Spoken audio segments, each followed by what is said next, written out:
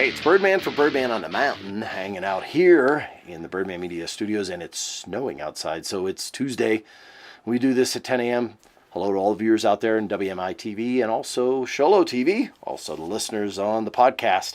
Hey, let's kick things off. I got with me Mr. Kelly Ward.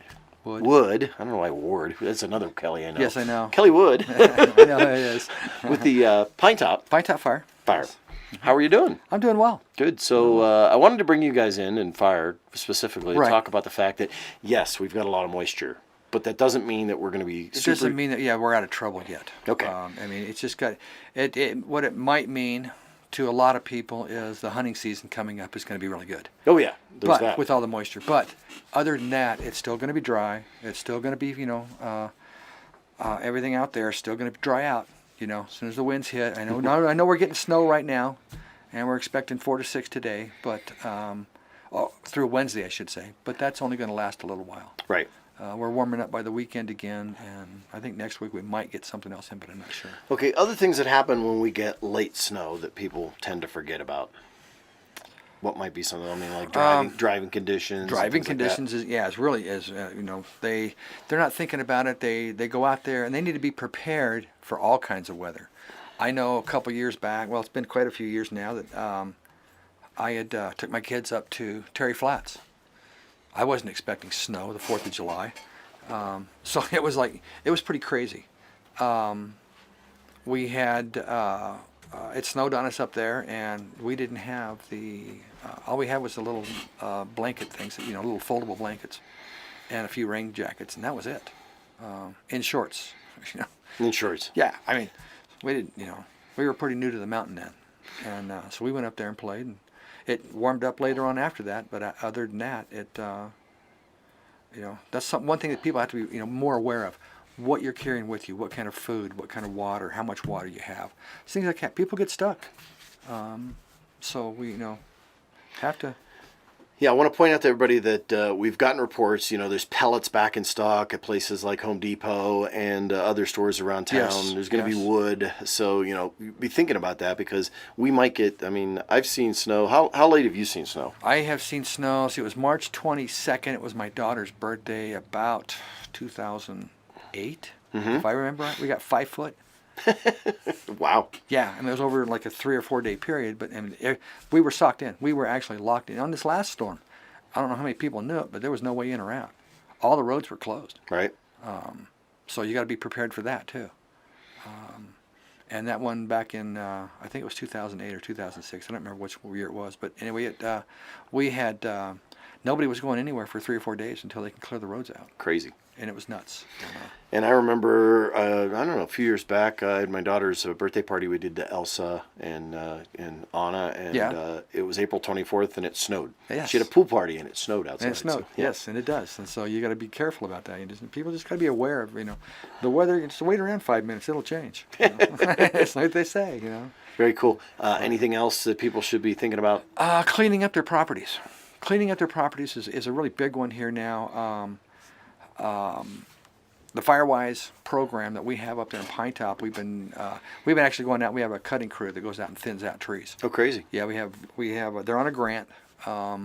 They were hired from the grant monies and take care of all that stuff. We go out and do the inspections and stuff, and then we also, if we get one, insurance companies are pounding us for a letter that says that it's Firewise, and we won't give a letter out until after they do certain things. They have to follow the same Firewise that everybody else does, and then we'll write the letter for them. But the process is about a 2 or 3 week process. It goes through everything and get everybody out there and get a list up. And right now we're on. We started out at 0, and we've done over 140 properties. Oh, wow! Homes. Right. We've done larger properties on top of that, all the way down from Branding Iron Loop, all the way down to 260 toward where it meets, where the property meets Worldmark, and thinned all that out through there. And it's the way it's supposed to be. We've done some properties inside the country club, larger ones, right across from the rodeo grounds. I did a big one in there, and we could probably pull more trees out and still look like a park and look nice. I mean, we're shooting for what they call a 60 to 80 basal area, Okay. which is so many different, so many trees, and it varies on how many trees per acre, and it's just it's a fantastic program, and it's all grant money. It's all grant funded.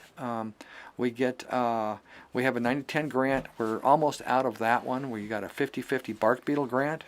You don't necessarily have to have bark beetle in your yard, Right. but it's still, it helps it.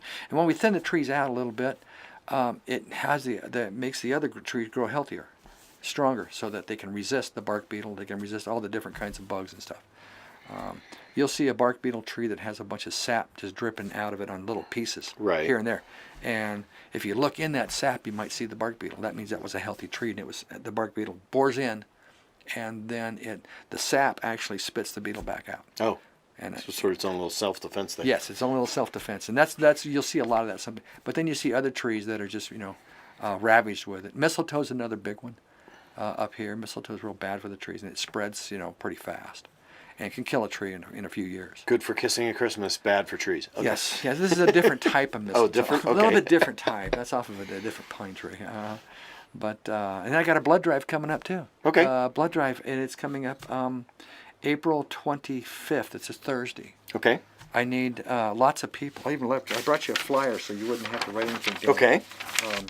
I've only got about 6 or 7 people signed up right now, and it's April 25th. It's up there in our training room up at Station 12 up in the Country Club. Mm-hmm. It's 5976 Buck Springs Road, and they can contact me at 367-2199, or they can go online to bloodhero.com, sign up that way, and put in the sponsor code is Pinetop FD, and other than that, that's about it. It's April 25th from 9:30 to 3, and I need bodies, Very good. warm bodies. Awesome. Yeah. Okay, still hanging out here in the studio, and now we're going to talk about something that's a little more sensitive and really tied to community. And you get the extra money on this one, right? I had the phone ring earlier, so don't worry about it. It just happens. I don't know Right. why. So we're going to talk about children, Right. Mm-hmm. and safety. And we've got the police here from one angle, and then April. Why don't you give your little introduction as to what you do here? Sure. So I am a certified screen safety consultant, and I travel around the state teaching parents and families the dangers of technology and social media. They are absolutely wonderful things and can be good tools, but they can also be used in dangerous ways. And I teach parents and families how to keep their kids safe on social media and how it all correlates into the mental health crisis that we're seeing in our kids these days. Yeah. So first of all, I want to make sure everybody understands who we have here. We've got Sergeant Hart with the Show Police Department, and then April Whiting. Whiting. Okay, so when we talk about health, we talk about wash your hands, wash your hands, wash your hands. With kids, it's talk to your kids, talk to your kids, talk to your kids, right? Right, yeah. Okay.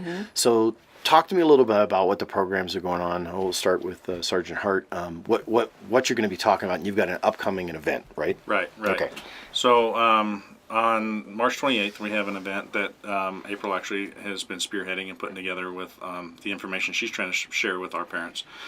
She pitched the idea to the Show Police Department, and we've jumped on board with that because we absolutely feel like this is a great topic that needs to be shared with our parents. We're seeing our SROs, in the schools are seeing issues, and coming from criminal investigations where I spent 5 years doing investigations on things where we see more and more social media being used in all sorts of things that we run into in the law enforcement realm.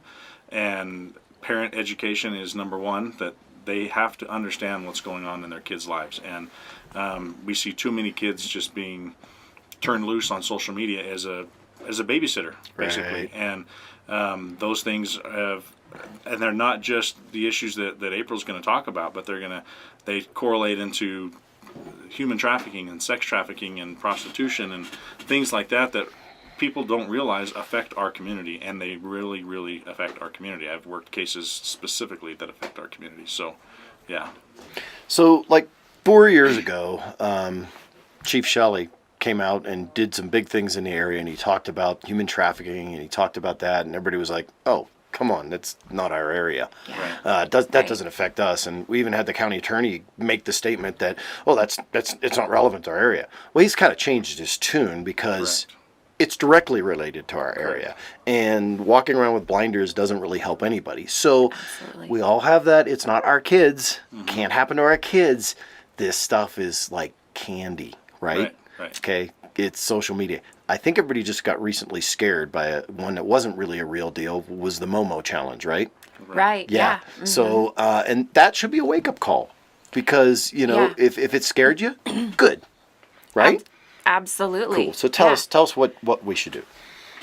So that's what we're going to be teaching this night. It feels overwhelming to parents, and a lot of parents do nothing because they feel like, I say don't do nothing just because you can't do everything, because you can do some things. It feels completely overwhelming, but I give small steps that are realistic things that you can do in your home to keep your kids as safe as possible. And I mean, realistically, kids can find their way around any parental control. They're brilliant. They just can. And so I tell parents, you are your child's best app. You have to open the lines of communications and have hard conversations. But I also teach, here are some safety controls that you can put on phones. You shouldn't just be handing a smartphone over to a 10-year-old and saying, have at it, good luck, because it's like handing over the keys to a sports car. And then they crash the sports car and the parent is upset and shocked that it happened. And we're doing the same thing with smartphones. Yeah. So, you know, and I want to point out, you know, when I was a kid growing up, we didn't have social media, we didn't have computers, we didn't have connectivity, Right. but we had the playground. Yes. And my parents used to tell me, you know, if somebody's offering you drugs on the playground, you have to say no. So there was that conversation. Right. So it doesn't matter if you don't have a computer in your home, you don't have smartphones, you don't own technology. Yeah. Kids still go to school, and guess what? Some of their playground time now Oh, yeah. is on computers at school, isn't it? Right. Absolutely. Yep. And if your child doesn't have a smartphone, at least one of their friends has a smartphone. And so we have to be teaching our children how to properly use the internet and how to be safe and smart. It's conversations that we're just not having with our kids, and we just haven't known. Social media came heavy into play around 2009, and we're just starting to see the ramifications of what's happening when we hand that over. Talk a little bit about those ramifications. What's happening? Right. Okay. So in the state of Arizona, teen suicide is up 85%. 85% since social media came into play. Social media obviously isn't the only reason. And I want to make sure people understand. It isn't that we're aware 85% more. It's 85% more teens are committing suicide, right? Yes. Okay. Yep. We are losing a teen every 10 days to suicide. And there's a direct correlation between heavy social media use, heavy screen time, and teens' mental health. And we just haven't been aware till now. And so we're ringing the alarm and teaching parents that there is a direct link between excessive screen time, social media. When we were growing up, you got bullied at school, you went home, you had a bowl of cereal, you played basketball, and life was great again. And now this is following our kids home. They never get rid of it. It's 24/7. It's a lot of pressure on our kids. So Sergeant Hart, I want you to sort of like make this real, because there's a lot of people that don't have kids. Correct. So they're like, well, that's their issue. That's their problem. It's not going to affect me. It does, though, doesn't it? Absolutely. So how's that happen? Well, we're seeing it all over the place. I mean, from workplace violence, it's everything from, it's not just the kids in school, the junior high kids that people think it is. It transcends across all avenues, all ages, all genders, everything. And we in law enforcement are seeing more and more people struggle with the same kind of bullying that they see in schools. I mean, people are harassing each other and posting nasty things about each other and constantly doing something. And if it's not through Facebook, it's through Snapchat. If it's not through Snapchat, it's through some other online source. And that's affecting the people that we deal with on a daily basis, every single day. I mean, if you don't have to have a fancy smartphone plan. You can run to Walmart and buy one, and for $35, you got a smartphone in your pocket that can do anything and go to all these apps. And we're seeing it in the drug trade. I worked a couple of years with the drug task force in Southern Navajo County, and we were seeing everybody just trading all their dope online through social media apps.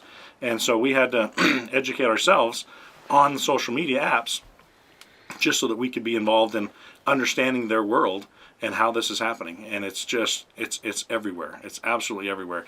And we're seeing it trickle down through the kids, and every kid's learning more and more and more. And it just continued to keep us on our toes to try and keep up with them all.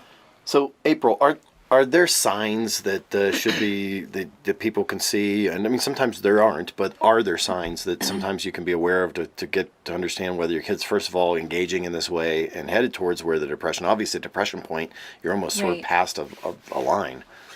Right, yeah. So there are signs if your child is retreating into their room more than usual. Teens do, but if they are spending a lot of time in their room, that's an indicator.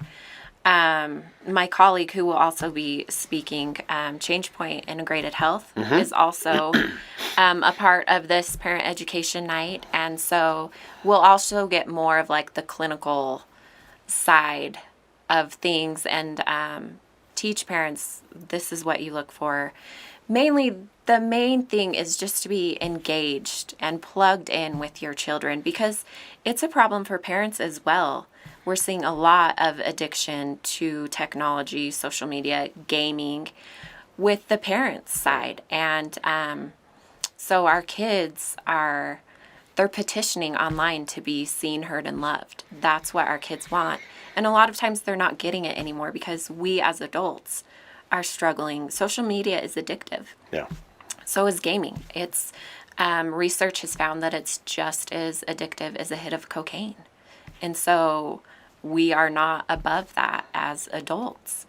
And so I think it's mainly just taking a step back and first of all looking at ourselves and seeing what our habits are with technology, and then questioning ourselves to see how plugged in we are with our children. Right. Okay, so take me through one more time the date, location, and time for this event. Sure, absolutely. So this is Thursday, March 28th. It's from 7 to 9 at the Show Low City Chambers, which is in the Show Low Public Library. Okay. So we'll go from about 7 to 8:30, and then for the last half hour, we're going to open it up for questions, answer any questions that the parents may have. And it's just for adults. It's not for kids. Not for kids. Mm-hmm. Okay. Yeah. Sergeant Hart?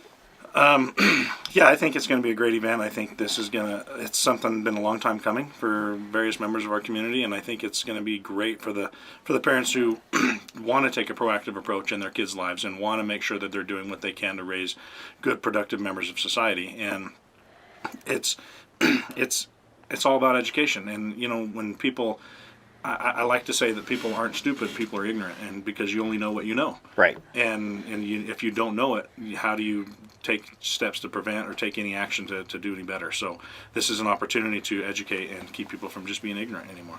Awesome. Thank you very much, both of you, for your time. Sergeant Hart and April Whiting. Thanks for having us. Hey, remember, it's free, so go find out about it and learn. And we'll be right back in just a sec. Okay, still hanging out here in the studio, and now with me I have Brenda Willis with NCPD. NCDP, Nexus Coalition. I can't say it. It's the Nexus Coalition for Drug Prevention. Yes, awesome, cool. Yes. So, and you guys do a lot of good work in regards to making people aware of what's going on out there, right? Yeah, we do community awareness, education, and we go in the schools and try to teach our youth prevention. Very cool. So, that they don't So what do you turn got coming up? So right now we have our annual art contest for the drug-free calendar. Okay. And so this is ages from 5 to 18. And they're amazing, these kids that do this art contest every year. The photos that they send in are just amazing. So first place, you can win $100. Second place, $75. And third place is $50. And it goes, your art will go into our drug-free calendar. This was our first place winner last Very year. cool. She was actually an 8th grader from Blue Ridge Junior High. And so that is just an awesome thing. And you can go on our website www.ncdp.rocks, to get the information and the form to fill out and send that in to us. And the deadline for that is May 13th to submit that. Okay. so- And do they need to know, is there anything else they need to know about it or what's going on? So our theme is Life is Your Journey, Travel Drug Free, and so that has to be on the artwork, and so all of the instructions and everything are on that. So make sure you read through the instructions so that that's on there, because if that saying isn't on there, then we can't accept it. So. Oh, okay. Cool. And what other events you got coming up as well? So, and then we just have our shoe drive. We do this all the time, and there's different locations that you can drop off shoes, and our locations are on our website. And then we have 2 storage units here at Midway, and we process the shoes. And so we're looking for volunteers always to come and process those shoes. Process the shoes. Yes. And what's involved in that? So it's all it is we go pick them up and we bring them back to the storage unit, and then when we process them, they have to be paired, and we do 25 to a bag, and then we put them in the storage unit. And when we get so many, we have funds.org, they come and pick them up. Oh. And then they send them over to third world countries where they set up micro businesses and support their families. Very good. And so it's awesome. So it's a win-win. And so all the money we get goes to our youth, stays on the mountain, and goes to our youth. And so it's just like if you come and process, it's only for like an hour and a half at the very most to process them. Super easy. You just pair them and put them in a bag, and Cool. so it's very easy. So it's a good little volunteer thing to do. Then I also noticed that you've got a little thing there about tax credit. Our tax credit, our Arizona state charitable tax.